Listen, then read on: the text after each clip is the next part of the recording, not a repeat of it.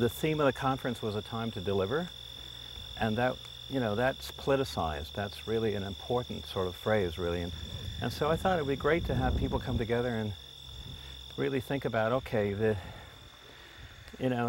all they learned in the last week, but all they learned really experientially in their own lives, and just sort of have a focused sort of time to think about the next step. Mm-hmm. I thought that would be important. And what better place than here? Dennis, as somebody who comes from the north and is from an academic institution, frequently comes down to the Antonde, and it's amazing the kind of environment in which he lives when he's in the Antonde. He lives in places with no running water, where sanitation is extremely poor, but he's willing to live in that kind of environment in order to do something for the people. I think really conceptual events are really about finding a very clear sense of how one brings the disciplines together and the different stakeholders together in a very robust way. And so the clear thinking that occurs when in fact you have people who represent the basic sciences, preventive medicine, epidemiology, advocacy groups, community-based groups, and if they think together about how we can really strategically and ethically move forward in the best kind of way, that kind of declaration of purpose, I think, is really what this is about. The AIDS epidemic in Uganda was first identified in the early 80s, and I was one of the people who actually did the work that led to the first scientific documentation of the existence of AIDS. How do we empower communities so that the communities can have meaningful participation and involvement in research, as well as doing something for themselves, for their own communities, so that they can develop. I'm just going to be a little provocative, not to you, but to us as a group. Why do black people in Africa get nevirapine when white people in North America get full heart treatment? And we can say that there are questions of resources, and it's a question of training, and it's a question of whether there's a CD4 count and so on. And I can tell you in my own hospital, St. Mike's, it's one hospital in Toronto, there are CD4 machines lying in the hallways. And there's 3 of these things in the entire country of Malawi. Now, why is that the case? There seems to be a real kind of, again, a lack of authenticity in debate. And I think if Dennis's program or Dennis's methodology were to be used in a more widespread and wide-scale way, we would see a different quality of debate, and we would a much more genuine quality of debate. And I also think that we would see much more innovation, much more innovation, and much more joy and pride in experimentation, in trying, in working toward something better. Yeah.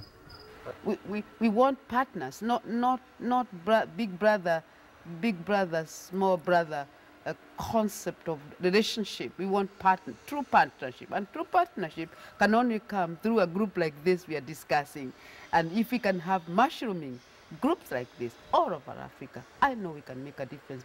This, in a way, methodologically, is sort of the idea that we've put forward in Africa, in Malawi and in Uganda, and certainly in Zimbabwe with traditional healers. We have this methodology called conceptual events, and it's really bringing diverse people together, people who represent different disciplines or sectors of society. Let me give you an example. In Malawi, with the interfaith discussion, we've got people who are Baptists talking to Catholics for the first time, talking to Muslims for the first time about something that they can agree on. Let Africa talk more about itself. I love the partnership, but let Africa be given the opportunity to talk more about themselves, about their problems and solutions. Not just here, but there. They're trust issues. And when Western cultures descend upon Africa and tell Africans what to do, that doesn't work. What Dennis's work did in Leontonde was figure out what are the mechanisms in cultures that can offer structure to HIV interventions. And so, for example, the Senga and Koja study, that's a community-based response, it's culturally appropriate, but also when you use what's there, it offers the community hope, because it's like, yeah, this is our stuff. We have the mechanisms to deal with this epidemic. We have the traditional mechanisms to deal with this epidemic. It breaks the models, if you will, of what are the sort of usual models of what development support is. And so it's a process of really sort of eliciting, if you will, the concerns, recognizing that in fact there are resources that are there in spite of the lack of these other kinds of resources, finding ways to implement them, and then sort of being challenged by, in fact, the products of your sort of moving forward. It's down to earth. It is engaging. You know, and that's what I've been saying all the time. Engage the people. Let them say what their needs are. And then plan with them their needs. Plan the intervention processes together. And do the monitoring together and the evaluation. And if that happens, then results are even greater. And when you want to feed back good things back into the program, it is welcome. And therefore, multiplier effect is huge. Well, there is a woman that works on our projects in Uganda that's she's changed my life. I mean, her name's Namuli. There's a picture of her in my office here somewhere. And she's HIV positive. She's been so for about 10 years. And she doesn't speak English. And she's been a community health mobilizer with our projects for a long, long time. And she took me aside.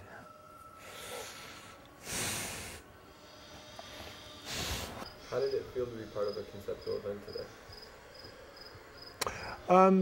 I liked it. You know, I really liked it. You know, I think it's really great to hear what people say, and to have a space where that is actually encouraged. No, I thoroughly enjoyed it. Normally what we do with a conceptual event idea is it's a few days, right? And you can imagine what kind of energy is created when you get these people from different cross-sections of society sort of working together on a common question. We've got so much left to do, and we're affected too. We're affected by the fact that they're affected, and so I'm hopeful. I'm not giving up. I'm not. This could be good, and we can fix this one. And in it, we'll learn so much about what it means to be humane and human and a part of a community in this world.